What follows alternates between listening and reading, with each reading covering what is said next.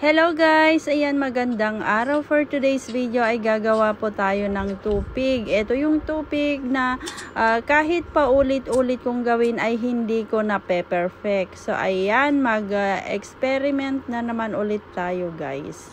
Ayan, so hinalo-halo ka lang yan guys. Medyo tumigas nga yan kasi hinalo ka na nung kinagabihan. Tapos ngayon, nilabas ko ay tumigas kasi nga meron na siyang star margarine kaya nanigas siya guys. So nilagay ko muna diyan sa labas and then ayan hinalo-halo ko at natunaw naman siya. So ayan nagdagdag pa ako ng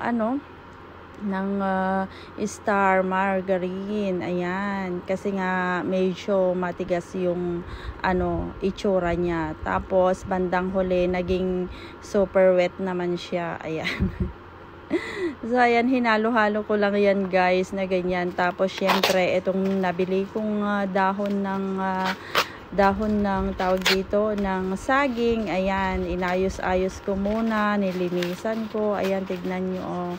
Ayan para naman magkaka-size sila kaya inano ko yung ganyan. Tapos inano ko sa apoy para lumambot siya ganyan. Sa Ilocano ilanot pa nga umuna. Tapos pagkatapos niyan guys ay pupunasan natin para malinis yung dahon. Maraming proseso ito guys, kinain niya yung oras ko, grabe. So ganyan lang siya guys, paulit-ulit na ginawa ko lahat ng dahon ganyan. O, 'di ba? Ayan, so pagkatapos sabi ko nga pinunasan ko pa isa-isa. Yan, back to back. Ayan, o, 'di ba? Madaming proseso ito. Tapos para lang makatikim ng tupig, ayan. Nagki-crave na naman kasi ako ng tupig. Pero nakakita lang talaga ako ng dahon ng ang kwento niyan ng saging kaya ako napabili ng ganyan. Tignan niyo oh, masyado siyang wet guys. Kaya siya, tawag dito nagkakalat.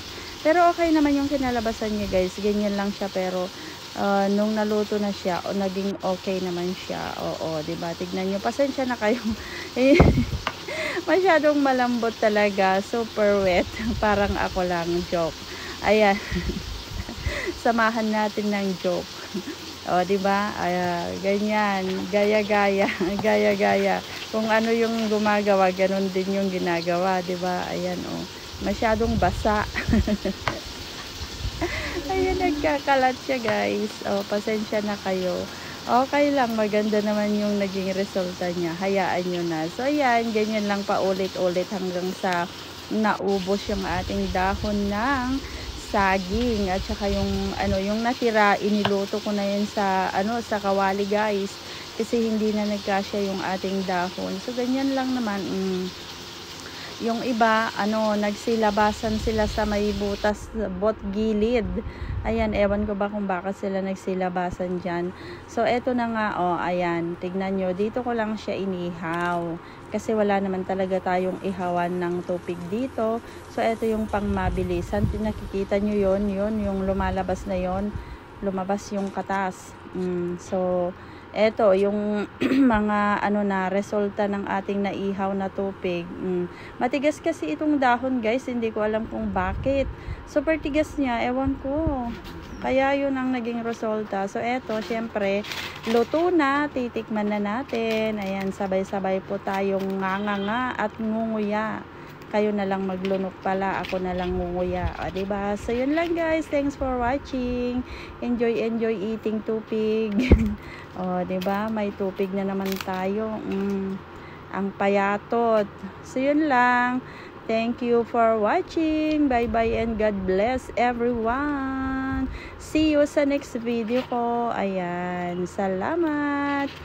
Ingat-ingat po tayo. Ayan, lagi-lagi na namang bye-bye ako ay hindi pa natatapos ang aking pagnguya. Ayan, o 'di ba hindi ko na sinunog para malambot. 'Yun lang.